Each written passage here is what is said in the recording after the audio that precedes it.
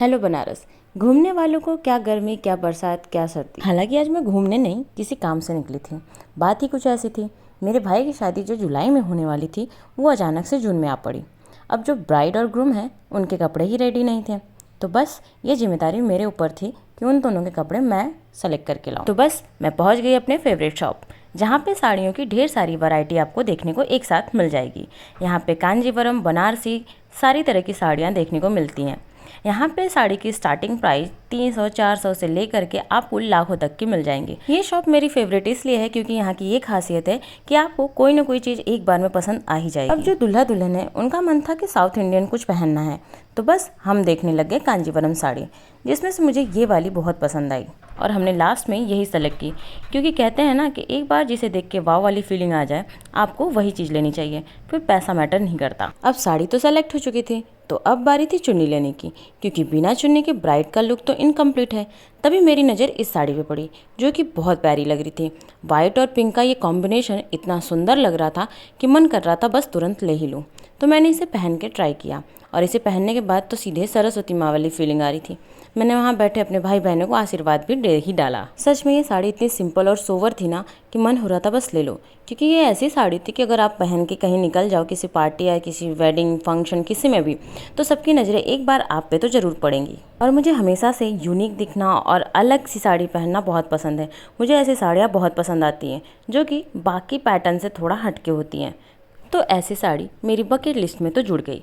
तो इसके बाद हमने देखा भाभी के लिए अपनी चुन्नी, जो कि वो सर पे रखने वाली थी। उसे लेने के बाद हम निकल पड़े और बाकी शॉपिंग के लिए, क्योंकि शॉपिंग अभी कंप्लीट नहीं हुई थी। अभी तो सिर्फ कपड़े ही कंप्लीट हुए थे, ज्वेलरी अभी बाकी थी। तो हम पहुंच गए विश्वनाथ गली। जी हाँ, हमारा फेमस गोदौलिया। बनारस में है तो लोगों के चेहरे कम, लोगों के चेहरों पे गमछे ज़्यादा दिख रहे थे, क्योंकि इतनी धूप में अगर चेहरा बचाना है तो गमछे से बेटर ऑप्शन कुछ हो ही नहीं सकता। कैसे भी करके बचते बचाते इस धूप में हम पहुंच गए विश्वनाथ गली के पुराने गेट। अब गलियों का ही सहारा था इस धूप में, क्योंकि गलियों में थोड़ी तो राहत मिल ही जाती है। हम निकले थे दोपहर के टाइम में, तो मुझे लगा कि दोपहर के टाइम में भीड़ थोड़ा कम मिलेगी, क्योंकि दोपहर है और ऊपर से इतनी गर्मी। पर मानना पड़ेगा भक्तों को कि इतनी धूप, इतनी चिलचिलाती गर्मी में भी लोगों ने बाबा को नहीं छोड़ा, उनके दर्शन करने के लिए पहुंच ही जाते हैं।